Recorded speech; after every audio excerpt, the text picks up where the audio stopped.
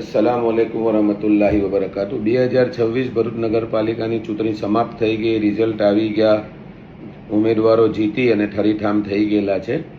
હવે મતલબ મેં વરઘોડાની અંદર મેં ઘણા બધા ગીતો સાંભળ્યા હતા. મેં હું ડોન, યહાં કે હમ હે સિકંદર, બાદશાહ ને એવું બધું વાગતું હતું. ચાલો કહીને બાદશાહ, સિકંદર, ડોન જે બી હોઈએ, હવે આજે આપણે એક મુદ્દાની વાત કરવા આવેલા છે. જે અમે અમારા વોર્ડના જે જનપ્રતિનિધિ તરીકે શમશાદ અલી સૈયદ અને બીજા જે હેમેન્દ્રભાઈ કોઠીવાળા છે, એમને મેં મારો પ્રસ્તાવ મૂકી દીધેલો છે.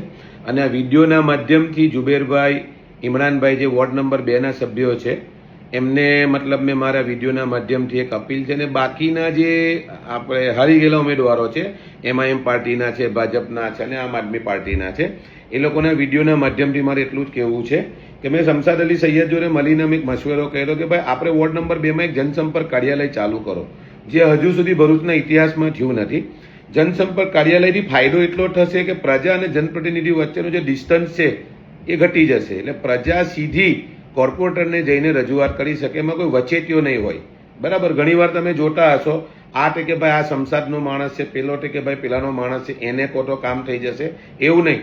જનસંપર્ક કાર્યાલય ખોલો તો એ નાનામાં નાનો માણસ જે હોય કે ભાઈ જે રિક્ષા ચલાવતો હોય, લારી ચલાવતો હોય, બીજો કોઈ બી નાનામાં નાનો વ્યવસાય કરતો વ્યક્તિ હોય, એ સીધો પોતાના પ્રતિનિધિને જઈને ફરિયાદ કરી શકશે કે મારી સોસાયટીમાં આ પ્રશ્ન છે કે મને જાહેર રોડ પર આ કામ જોઈએ છે, એનો એક રજૂઆત કરી શકે. બરાબર, એવી જ રીતે આ વિડીયોના માધ્યમથી જુબેરભાઈ જે છે, ઇમરાનભાઈ જે છે અને બાકીના બે પેલા મહિલાઓ જે છે, તો એમને વિડીયોના માધ્યમથી કહેવા માંગીશ કે ભાઈ તમે પણ વોર્ડ નંબર 1માં એક જનસંપર્ક કાર્યાલય ચાલુ કરો. બરાબર, જેથી કરીને કે લોકો પોતાના આઈડિયાઝ, પોતાના કામો અને પોતાના પ્રોબ્લેમો તમારી પાસે લઈને આવશે ને એની ઉપર તમે કામ કરશો. બરાબર છે. આનો એક બેનિફિટ એટલો છે કે જો તમે ઈમાનદારીથી નિષ્ઠાપૂર્વક કામ કરશો લોકોના પ્રશ્નોની, લોકોની રજૂઆતોની, તો હું એવું માનું છું કે આ જનસંપર્ક કાર્યાલય ખોલવાથી આવનારા 5 વર્ષ પછી તમારે પ્રચારની જરૂર નહીં પડે, કારણ કે તમારું કામ બોલતું હશે. બરાબર, એવી જ રીતે MIMના જે ઇમરાનભાઈ કલ્લાઈ છે, બરાબર છે, બીજા જે ભારતીય જનતા પાર્ટીના આસિફભાઈ સોલંકી છે અને આમ આદમી પાર્ટીના ફિરોજભાઈ છે. બરાબર, તો આ ત્રણ લોકોને બી એવું કહેવા માંગુ કે જ્યારે તમે દાવેદારી કરી, તમે ટિકિટ માંગી, તમે લડ્યા, લડવા પાછળનો તમારો મકસદ હતો કે અમે જીતીને આવીને આ વિસ્તારની સેવા કરીશું. બરાબર છે.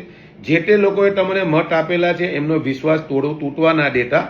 ત્રણ લોકોને કહું છું કે જેટલા લોકોએ તમને મત આપ્યા એ લોકોનો વિશ્વાસ તૂટવા ના દેતા. ભલે તમે હારી ગયા છો, તો તમને બી આ વિડીયોના માધ્યમથી એક સલાહ છે કે તમે પણ પોતાના વિસ્તારમાં એક જનસંપર્ક કાર્યાલય ચાલુ કરો. બરાબર છે. અને જનસંપર્ક કાર્યાલય ચાલુ કરી અને તમે પોતાના વિસ્તારની પ્રજાને પડતી તકલીફો દૂર કરો. તમે જો પ્રજાના કામો કરશો તો આ વખતે ભલે તમને હાર મળેલી છે, આવતી તમે કદાચ તમને કંઈક રિઝલ્ટ અલગ મળી શકે, પણ ક્યારે કે તમે જ્યારે પ્રજાના કામો કરશો ત્યારે. ચૂંટણી લડવા નીકળ્યા અને હારી ગયા પછી ઘેર બેસી જવું એવું ના કરતા તમે પોતે પર એક જનસંપર્ક કાર્યાલય લઈને બેસો. આસિફભાઈ સોલંકી પાસે ગોલ્ડન ઓપોર્ચ્યુનિટી છે કે હનીફભાઈ પટેલ જેવી શખ્સિયત છે જે આ વિસ્તારની અંદર રહે છે, એમને ખાસ એવા મદદરૂપ થઈ શકે છે. બરાબર, MIM ઇમરાનભાઈ છે, એ પણ એક સામાજિક બિચારા મતલબ સારો વ્યક્તિ છે. અને ફિરોજભાઈ છે, એવી સેવાભાવી વ્યક્તિ છે. તો ફિરોજભાઈને, આસિફભાઈને અને આપણે જ્યાં એ છે ઇમરાનભાઈને, આ ત્રણ લોકોને એટલું જ કહેવું છે કે તમે તમારી પાર્ટીના શહેર પ્રમુખ, પ્રદેશ પ્રમુખો સુધી આ વાત પહોંચાડો. અને મારો જે આઈડિયા છે એ આઈડિયા ઉપર તમે એક ઓફિસ લઈને બેસો અને તમે પાલિકા સુધી જઈને, પોલીસ સ્ટેશન સુધી જઈને યા બીજા કોઈ બી વિભાગોમાં જઈને જે સરકાર તરફથી જે યોજનાઓનો લાભ જે આવે છે, જે આ વિસ્તારની ઘણી બધી પ્રજાને ખબર નથી, એ લાભ તમે પહોંચાડશો તો પહેલો તો આ નેકીનું કામ છે ને બીજું તમને આવનારા સમયમાં ચૂંટણી જીતવાનો એક ચાન્સ મળી શકે. બરાબર, એવી જ રીતે અમારા જે જુબેરભાઈ છે, ઇમરાનભાઈ છે, આ બાજુ શમશાદભાઈ ને હેમેન્દ્રભાઈ છે, એમને બી વિડીયોના માધ્યમથી મારે ખાલી એટલું જ કહેવું છે કે ટૂંક સમયમાં તમે જનસંપર્ક કાર્યાલય ચાલુ કરો. બરાબર, જો તમે નહીં કરો તો પ્રદેશ કોંગ્રેસ પાસે હું એની માંગણી કરીશ. બરાબર, પ્રદેશના નેતાઓ છે તો અહીંના સ્થાનિક આગેવાનોની જોડે ડિસ્કશન કરી સલાહ મશવિરાથી પછી અમે લોકો પ્રદેશ કોંગ્રેસ પાસે બી આ વસ્તુની માંગણી કરીશું. આનાથી ફાયદો પ્રજા અને તમને બંનેને જ છે. બરાબર, ઘણા બધા કામો એવા છે કે જે હજી બાકી છે અને એ કદાચ ભેગા મળીને કરી શકાય એવા કામો છે. એટલે મારી આ વાતને મતલબ મેં થોડું ધ્યાને લેવા જેવું લાગે તો લેજો.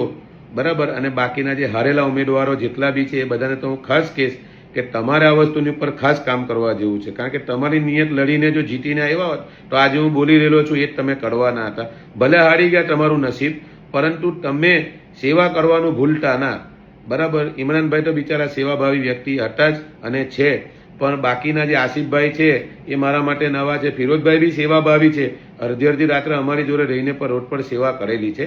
તો ફિરોજભાઈને બી એવું કહેવા માંગીશ કે તમારે જે શહેર પ્રમુખ છે યા તાલુકા જિલ્લા પ્રમુખ છે પિયુષભાઈ પટેલ, એમને કહીને કાર્યાલય ખોલો તમે અને પબ્લિકના કામે લાગશો તો તમને આવનારા 5 વર્ષ પછી ચાન્સ મળશે. કારણ કે તમે ઇલેક્શનના 6 મહિના પહેલા નીકળ્યા, તમને કોઈ ઓળખતું હતું ના કે તમે કોઈ પબ્લિક માટે કામ નથી કર્યા, બરાબર.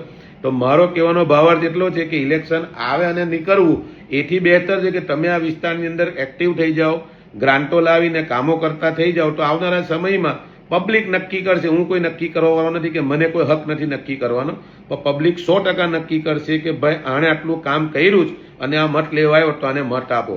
આ એક આઈડિયા છે, બરાબર, મારા મનમાં આવ્યો, મેં તમારી જોડે મૂક્યો છે વિડીયોના માધ્યમથી. એટલે આની ઉપર કામ કરશો એવી અપેક્ષા રાખું છું.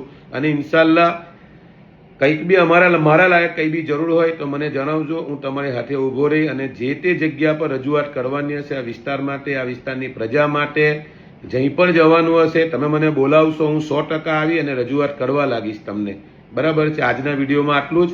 ઇન્શાલ્લાહ બીજું આવું કંઈક બી મતલબ મારા મગજની અંદર આવશે તો હું તમારા સુધી મૂકતો રહીશ અને ઉમ્મીદ અને આશા રાખું છું કે તમે એના ઉપર ઇન્શાલ્લાહ કામ કરશો. અસ્સલામુ અલૈકુમ.